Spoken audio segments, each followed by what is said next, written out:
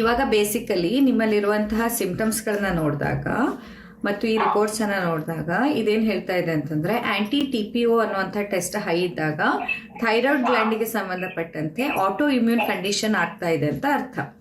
ಇದನ್ನು ಹಶಿಮೋಟೋ ಅಂತ ಕರೀತಾರೆ ಮಾಡರ್ನ್ ಸೈನ್ಸಲ್ಲಿ. ಸೊ ಹಶಿಮೋಟೋ ಅನ್ನುವಂಥದ್ದು ಆಟೋ ಇಮ್ಯೂನ್ ಕಂಡೀಷನ್ ಅಂತಂದರೆ ಅರ್ಥ ಏನು? ನಮ್ಮ ದೇಹ ನಮ್ಮ ವಿರುದ್ಧವೇ ಕೆಲಸ ಮಾಡೋದನ್ನು ಆಟೋ ಇಮ್ಯೂನ್ ಅಂತ ಹೇಳ್ತಾರೆ. ಅಂದರೆ ಮೊದಲು ಯಾವುದಾದ್ರೂ ಅಲರ್ಜಿ ಆಗ್ತಾ ಇದ್ರೆ ಅಥವಾ ಮೊದಲು ಯಾವುದೋ ಒಂದು ಇರಿಟೇಷನ್ ಆಗ್ತಾ ಇದ್ರೆ ಏನೋ ಒಂದು ಸಮಸ್ಯೆ ಇದ್ದಾಗ ಅದು ಒಂದು ದೇಹ ಅದಕ್ಕೆ ವಿರುದ್ಧವಾಗಿ ಒಂದಿಷ್ಟು ಆ್ಯಂಟಿಬಾಡಿನ ರಿಲೀಸ್ ಮಾಡುತ್ತೆ, ಆಮೇಲೆ ಮತ್ತೆ ರಿಲ್ಯಾಕ್ಸ್ ಆಗಿಬಿಡುತ್ತೆ. ನಾರ್ಮಲ್ ಫಿನಾಮಿನ ಹೀಗೆ ಆಗೋದು. ಬಟ್ ಇಲ್ಲಿ ದೇಹದಲ್ಲಿ ಆಟೋ ಇಮ್ಯೂನ್ ಕಂಡೀಷನ್ ಅಂತ ಬಂದಾಗ ಏನಾಗುತ್ತೆ, ನಿಮ್ಮದೇ ದೇಹದ ಕಣಗಳನ್ನು, ನಿಮ್ಮದೇ ದೇಹದ ಚರ್ಮವನ್ನು ಆಗಿರ್ಬೋದು ಅಥವಾ ನಿಮ್ಮದೇ ಥೈರಾಯ್ಡ್ ಗ್ಲ್ಯಾಂಡನ್ನು ವಿನಾಕಾರಣ ಅನವಶ್ಯಕವಾಗಿ ಸ್ಟಿಮ್ಯುಲೇಟ್ ಮಾಡ್ತಾ ಇರುತ್ತೆ. ಈಗ ಉದಾಹರಣೆಗೆ ನಾರ್ಮಲ್ ಥೈರಾಯ್ಡ್ ವೇರಿಯೇಷನ್ಸ್ ಅಂತ ಬಂದಾಗ ಅಲ್ಲಿ ಈಗ ಒಬ್ಬರಲ್ಲಿ ತುಂಬ ಸ್ಟ್ರೆಸ್ ಇರುತ್ತೆ, ಓಕೆ, ಸ್ಟ್ರೆಸ್ಸಿಂದಾಗಿ ಥೈರಾಯ್ಡ್ ಫ್ಲಕ್ಚುಯೇಷನ್ ಆಚೆ ಈಚೆ ಆಯಿತು. ಅಥವಾ ಒಬ್ಬರಲ್ಲಿ ತುಂಬಾ ಬ್ಯಾಡ್ ಫುಡ್ ಹ್ಯಾಬಿಟ್ ಇರುತ್ತೆ, ಫುಡ್ ಹ್ಯಾಬಿಟ್ ಕಾರಣದಿಂದಾಗಿ ಅವರಲ್ಲಿ ಥೈರಾಯ್ಡ್ ಫಂಕ್ಷನ್ಸ್ ಆಚೆ ಈಚೆ ಆಯಿತು. ಅಥವಾ ಯಾವುದಾದ್ರೂ ಬೇರೆ ಕೆಮಿಕಲ್ಸ್ ಅಥವಾ ಬೇರೆ ಡ್ರಗ್ ಅನ್ನು ಅವರು ತಗೋತಾ ಇದ್ದಿದ್ರೆ, ಬೇರೆ ಟ್ಯಾಬ್ಲೆಟ್ಸ್ ಅನ್ನ ಕೆಮಿಕಲ್ಸ್ ಅನ್ನ ತಗೋತಾ ಇದ್ರೆ, ಅಥವಾ ಕೆಲವೊಂದು ಫ್ಯಾಕ್ಟ್ರಿಯಲ್ಲಿ ಕೆಲಸ ಮಾಡುವಾಗ ಆ ಕೆಮಿಕಲ್ ಕಾರಣದಿಂದಾಗಿ ಥೈರಾಯ್ಡ್ ಹಾರ್ಮೋನ್ಸ್ ಅಲ್ಲಿ ವ್ಯತ್ಯಾಸ ಆಯಿತು.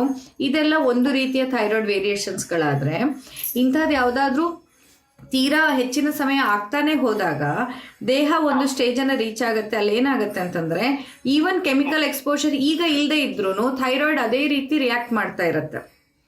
ಅಥವಾ ಈಗ ನಾನು ಫುಡ್ಡಲ್ಲಿ ಮಿಸ್ಟೇಕ್ ಮಾಡದೇ ಇದ್ರೂ ಥೈರಾಯ್ಡ್ ಹಾಗೆ ರಿಯಾಕ್ಟ್ ಮಾಡ್ತಾ ಇರುತ್ತೆ.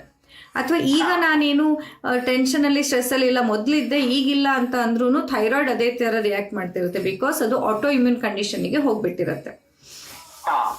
ಗೊತ್ತಾಯ್ತಾ? ಸೊ ಈ ಆಟೋ ಇಮ್ಯೂನ್ ಕಂಡೀಷನಲ್ಲಿ ಯೂಶ್ವಲಿ ನಾವೇನು ನೋಡ್ತೀವಿ, ಡಿಸ್ಟರ್ಬ್ಡ್ ಡೈಜೆಷನನ್ನು ನೋಡ್ತೀವಿ, ಹೆಚ್ಚಿನ ಅಲರ್ಜಿಯನ್ನು ನೋಡ್ತೀವಿ. ಕೆಲವರಲ್ಲಿ ಹೇರ್ ಫಾಲ್ ಅಂದರೆ ತಲೆಯಲ್ಲಿನ ಕೂದಲು ಉದುರುತ್ತೆ, ಜೊತೆಯಲ್ಲಿ ದೇಹದ ಮೇಲಿನ ಕೂದಲು ಉದುರುತ್ತೆ ಕೆಲವರಲ್ಲಿ. ಅಂದರೆ ಐಬ್ರೋಸ್ ಇರ್ಬೋದು, ಐ ಲ್ಯಾಶಸ್ ಇರ್ಬೋದು, ದೇಹದ ಪ್ಯೂಬಿಕ್ ಏರಿಯಾ, ಅಂಡರ್ ಆರ್ಮ್ಸ್ ಅಲ್ಲಿ ಇರುವಂತಹ ಕೂದಲುಗಳು ಕೂಡ ಉದುರುವಂತಹ ಒಂದು ಸಾಧ್ಯತೆ. ಇದೆಲ್ಲ ಅಂದರೆ ವರ್ಸ್ಟ್ ಸಿನಾರಿಯೋ, ಅಂದರೆ ತುಂಬ ಜಾಸ್ತಿ ಆಗ್ತಾ ಹೋದಾಗ ಇದೆಲ್ಲ ಸಾಧ್ಯತೆಗಳಿರುತ್ತೆ ಅಂತ. ಆ್ಯಂಟಿ TPO ಹೈ ಇದ್ದಾಗ. ಸೊ ಈ ಆಟೋ ಇಮ್ಯೂನ್ ಕಂಡೀಷನನ್ನು ರಿವರ್ಸ್ ಮಾಡೋದು ಕೇವಲ ಡಯಟಲ್ಲಿ ಅಥವಾ ಲೈಫ್ ಸ್ಟೈಲ್ ಚೇಂಜ್ ಒಂದರಲ್ಲೇ ಮಾಡೋದು ತುಂಬ ಕಷ್ಟ. ಹಾಗಾಗಲ್ಲ, ಯಾಕಂದರೆ ಇದೊಂದು ಸ್ವಲ್ಪ ಹಠಮಾರಿ ಮಗು ಇದ್ದ ಹಾಗೆ.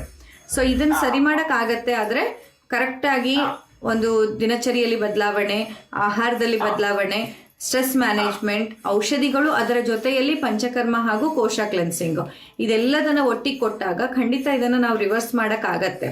ಈಗ ಹೇಗೆ ನಿಮ್ಮಲ್ಲಿ ಇದು 87 ತನಕನೂ ಇದೆಯೋ TPO, ಅದನ್ನು ನಾವು ಸರಿ ಮಾಡೋಕ್ಕಾಗತ್ತೆ. ಆಮೇಲೆ ಚರ್ಮದಲ್ಲೇನು ಈಗ ಅಲ್ಲಲ್ಲಿ ಈ ಥರ ರ್ಯಾಷಸ್ಗಳು ಬಂದು ಡಿಸಪಿಯರ್ ಆಗುವಂಥದ್ದಿದೆ.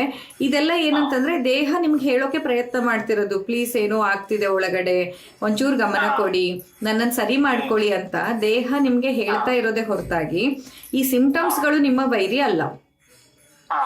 ಸಿಂಪ್ಟಮ್ಸ್ಗಳ ಬಗ್ಗೆ ಟೆನ್ಷನ್ ಬೇಡ. ಇವಾಗ ಏನು ಚರ್ಮದ ಮೇಲೆ ರ್ಯಾಷಸ್ ಬರ್ತಿದೆ ಅದನ್ನು ನಾನು ತಕ್ಷಣ ನಿಮ್ಗೆ ಹೋಗೋ ಥರ ನಾನು ಮಾಡಿ ಕೊಡ್ಬೋದು, ಅದು ದೊಡ್ಡ ವಿಷಯವೇ ಅಲ್ಲ. ಆದರೆ ಇಲ್ಲಿ ಚರ್ಮ ಈ ರೀತಿಯಾಗಿ ಹೇಳ್ತಾ ಇರೋದು ಏನಕ್ಕೆ ಅಂತಂದರೆ ನಿಮಗೆ ಸೂಚನೆಯನ್ನು ಕೊಡಲಿಕ್ಕೆ, ನಿಮಗೆ ವಾರ್ನಿಂಗನ್ನು, ನಿಮ್ಮ ಹತ್ರ ರಿಕ್ವೆಸ್ಟನ್ನು ಮಾಡ್ಕೊಳ್ಳೋದಕ್ಕೆ, ಪ್ಲೀಸ್ ಒಂಚೂರು ಏನೋ ನೋಡಿ ಚೆಕ್ ಮಾಡಿಸ್ಕೊಳ್ಳಿ, ಏನೋ ಆಗ್ತಿದೆ, ಒಳಗಡೆಯಿಂದ ಯಾವುದೋ ಹಾಳಾಗ್ತಿದೆ, ಸ್ವಲ್ಪ ಕಾಳಜಿ ಕೊಡಿ ಅಂತ ನಿಮ್ಮ ಹತ್ರ ರಿಕ್ವೆಸ್ಟ್ ಮಾಡ್ಕೊಳ್ತಾ ಇರೋದು. ಸೊ ನೆಕ್ಸ್ಟ್ ಟೈಮಿಂದ ಈ ಸಿಂಪ್ಟಮ್ಸ್ ಬಂದಾಗ rather than feeling bad, you should feel grateful that ನಿಮ್ಮ ದೇಹ ಈ ಸಿಂಪ್ಟಮ್ಸನ್ನು ನಿಮಗೆ ಕೊಡ್ತಾ ಇದೆ ಆ್ಯಂಡ್ ಅದರಿಂದಾಗಿ ನೀವು ಆ್ಯಕ್ಷನ್ ತಗೊಳಕ್ಕಾಗತ್ತೆ. ಕ್ಯಾನ್ಸರ್ನಂತಹ ಮಾರಕ ರೋಗಗಳು ಯಾಕೆ ಮಾರಕ ಆಗತ್ತೆ ಅಂತಂದರೆ ಅವು ಸಿಂಪ್ಟಮ್ಸೇ ಕೊಡಲ್ಲ. ಅವು ಒಳಗಿಂದೊಳಗೆ ನಮ್ಮ ಇಡೀ ಜೀವವನ್ನು, ಪ್ರಾಣವನ್ನೇ ತೆಗಿತಾ ಇರುತ್ತೆ, ಬಟ್ ಹೊರಗಡೆ ಸಿಂಪ್ಟಮ್ಸನ್ನೇ ಕೊಡಲ್ಲ. 3rd ಸ್ಟೇಜು 4th ಸ್ಟೇಜು ದಾಟಿ ಹೋಗೋ ತನಕ ನಮಗೆ ಸಿಂಪ್ಟಮ್ಸ್ ಕೊಡೋದಿಲ್ಲ. ಹಾಗಾಗಿ ಅವು ಮಾರಕ. ಆದರೆ ಇಲ್ಲಿ ಇಂತಹ ಕಂಡೀಷನ್ಸಲ್ಲಿ ನೆಕ್ಸ್ಟ್ ಟೈಮಿಂದ ನಿಮಗೆ ಸ್ಕಿನ್ನಲ್ಲಿ ರ್ಯಾಷಸ್ ಬಂದರೆ ಅಥವಾ ಬೇರೆ ಯಾವುದೇ ಸಿಂಪ್ಟಮ್ಸ್ಗಳು ಕಾಣಿಸ್ಕೊಂಡಾಗ ದಯವಿಟ್ಟು ಅದರ ಬಗ್ಗೆ ಬೇಜಾರು ಮಾಡ್ಕೋಬೇಡಿ. ಆ್ಯಂಡ್ ಅದನ್ನು ಸರಿ ಮಾಡೋದಕ್ಕೆ ನಾವು ಒಳಗಡೆಯಿಂದ ಟ್ರೀಟ್ಮೆಂಟನ್ನು ಕೊಡಬೇಕಾಗತ್ತೆ. ಓಕೆ, ಪಂಚಕರ್ಮ ಆಗಿರ್ಬೋದು, ಕೋಶ ಕ್ಲೆನ್ಸಿಂಗ್ ಆಗಿರ್ಬೋದು, ಅದರ ಜೊತೆಯಾಗಿ ಕೊಟ್ಟಾಗ ಕೋಶ ಕ್ಲೆನ್ಸಿಂಗ್ ಅಂತಂದರೆ ನಮ್ಮಲ್ಲಿ ಈಗ ಏನು ಪಂಚಕೋಶಗಳಿರತ್ತಲ್ವಾ, ಪ್ರಾಣಮಯ, ಈ ಅನ್ನಮಯ ಕೋಶ ಹೊರಗಡೆ ಕಾಣೋದು, ಒಳಗಿರೋ ಪ್ರಾಣಮಯ ಕೋಶ, ಅದರೊಳಗಿರೋ ಮನೋಮಯ ಕೋಶ, ಅದರೊಳಗಿರೋ ಜ್ಞಾನಮಯ ಮತ್ತು ಆನಂದಮಯ ಕೋಶ. ಈ ಕೋಶಗಳಲ್ಲಿ ಕೆಲವೊಮ್ಮೆ ವ್ಯತ್ಯಾಸಗಳಾದಾಗ್ಲೂ ನಮ್ಮ ಸಿಸ್ಟಮ್ ಅಲ್ಲಿ, ನಮ್ಮ ದೇಹದಲ್ಲಿ ವ್ಯತ್ಯಾಸ ಕಂಡು ಬರುತ್ತೆ. ದೇಹದ ಕೆಲವು ಚಟುವಟಿಕೆಗಳಲ್ಲಿ, ಈಗ ಹೇಗೆ, ಈಗ ಒಂದು ಫ್ಯಾನ್ ಅಂತ ನಾವು ತಗೊಂಡಾಗ ಫ್ಯಾನ್ ಹೊರಗಡೆ ಕಾಣೋದು ನಿಮಗೆ ಅನ್ನಮಯ ಕೋಶ ಆದ್ರೆ, ಅದರೊಳಗಡೆ ಇರೋ ಕರೆಂಟು ಪ್ರಾಣಮಯ ಕೋಶ ಅಂತಾದ್ರೆ, ಸ್ವಿಚ್ ಅನ್ನೋದು ಮನೋಮಯ ಕೋಶ ಅಂತಂದ್ರೆ, ಜ್ಞಾನಮಯ ಕೋಶ ಅನ್ನೋದು ಸ್ವಿಚ್ ಎಲ್ಲಿದೆ ಅಂತ ಹುಡುಕಿ ಹೇಗೆ ಈ ಫ್ಯಾನ್ ಅನ್ನು ಆನ್ ಮಾಡೋದು ಆಫ್ ಮಾಡೋದು ಹೇಗೆ ಅನ್ನೋ ಅರಿವು ಜ್ಞಾನಮಯ ಕೋಶ ಅಂತ ಅಂದ್ರೆ, ಅಂತರ ಎಲ್ಲ ಉಳಿದಿದ್ದು ಕರೆಕ್ಟ್ ಆಗಿ ನಾವು ಇದನ್ನ ಆನ್ ಮಾಡಿದಾಗ ಸಿಕ್ಕಾಗ ಗಾಳಿ ಸಿಗೋದು ನಮಗೆ ಆನಂದ ಅಂತ ನಾವು ಅಂದ್ಕೊಳ್ಳೋದಾದ್ರೆ, ಸೊ ಇಲ್ಲಿ ನೋಡಿ, ಜ್ಞಾನ, ನನಗೆ ಸ್ವಿಚ್ ಹೇಗೆ ಆನ್ ಮಾಡೋದು ಆಪರೇಟ್ ಮಾಡೋದು ಹೇಗೆ ಅಂತ ಗೊತ್ತಿಲ್ದಿದ್ರೂ ಫ್ಯಾನ್ ತಿರ್ಗೋದಿಲ್ಲ ಅಲ್ವಾ. ನಂಗೆ ಮನ್ಸಿಲ್ಲ ಸ್ವಿಚ್ ಆನ್ ಮಾಡೋಕ್ಕೆ, ನಂಗೆ ಮನ್ಸಿಲ್ಲ ಅಂದ್ರೂ ಫ್ಯಾನ್ ತಿರ್ಗೋದಿಲ್ಲ. ಅಥವಾ ಕರೆಂಟೇ ಇಲ್ಲ, ಇಲೆಕ್ಟ್ರಿಸಿಟಿ ಸಪ್ಲೈ ಬ್ಯಾಕಪ್ ಅದಕ್ಕೆ ಇಲ್ಲ ಅಂತಂದ್ರೂ ಫ್ಯಾನ್ ತಿರ್ಗೋದಿಲ್ಲ. ಸೊ ಪ್ರತಿ ಸತಿನೂ ಫ್ಯಾನ್ ತಿರುಗ್ತಾ ಇಲ್ಲ ಅಂದಾಗ ಕೇವಲ ಫ್ಯಾನಲ್ಲೇ ಹಾಳಾಗಿದೆ ಅಂತ ಹೇಳಕ್ ಬರಲ್ಲ. ಕರೆಂಟ್ ಇಲ್ಲದೆ ಇರೋದು ಕಾರಣ ಆಗಿರ್ಬೋದು, ಸ್ವಿಚ್ ಆನ್ ಮಾಡೋಕ್ಕೆ ಮನ್ಸಿಲ್ದೇ ಇರೋದು ಕಾರಣ ಆಗಿರ್ಬೋದು, ಅಥವಾ ಹೇಗೆ ಸ್ವಿಚ್ ಆನ್ ಮಾಡೋದಂತ ಗೊತ್ತಿಲ್ಲದೆ ಇರೋದು ಕಾರಣ ಆಗಿರ್ಬೋದು.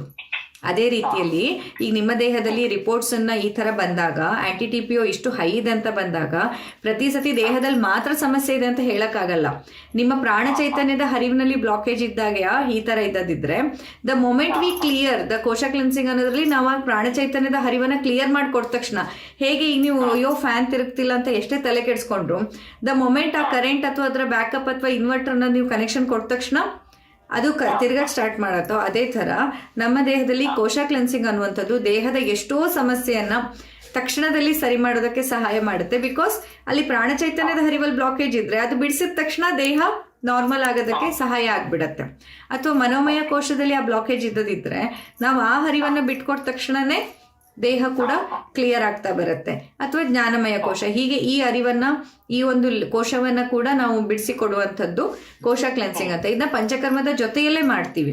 ಅಂದ್ರೆ ಈ ಥೆರಪಿಯನ್ನೇ ಪ್ಲಾನ್ ಮಾಡುವಾಗ, ಈಗ ನಿಮಗೆ ಬಸ್ತಿ ಚಿಕಿತ್ಸೆ ಅಂತ ಪ್ಲಾನ್ ಮಾಡಿದ್ರೆ ಅಥವಾ ವಿರೇಚನ ಅಂತ ಪ್ಲಾನ್ ಮಾಡಿದ್ರೆ, ಆ ವಿರೇಚನದಲ್ಲಿ ಯೂಸ್ ಮಾಡೋ ಮೆಡಿಸಿನ್ಸ್ ಆಗಿರ್ಬೋದು ಅಥವಾ ವಿರೇಚನದ ಜೊತೆ ನಾವು ಪ್ಲಾನ್ ಮಾಡೋ ರೀತಿಯೇ ಕೋಶ ಕ್ಲೆನ್ಸಿಂಗ್ ಅನ್ನು ಅಳವಡಿಸ್ಕೊಂಡಿರತ್ತೆ, ಅದನ್ನು ಇನ್ವಾಲ್ವ್ ಆಗಿರತ್ತೆ ಅದರೊಳಗಡೆ. ಇದ್ರ ಜೊತೆಯಲ್ಲಿ ಮಾಡಿದ್ರೆ ನೀವು ಖಂಡಿತ ಹುಷಾರಾಗ್ತೀರಾ, ಏನೂ ತೊಂದರೆ ಇಲ್ಲ. ಅದ್ರ ಬಗ್ಗೆ ಈಗ ಹೇಗೆ ಅಂತ ಮುಂದೆ ನಾವು ನೋಡಿ ಡಿಸೈಡ್ ಮಾಡೋಣ.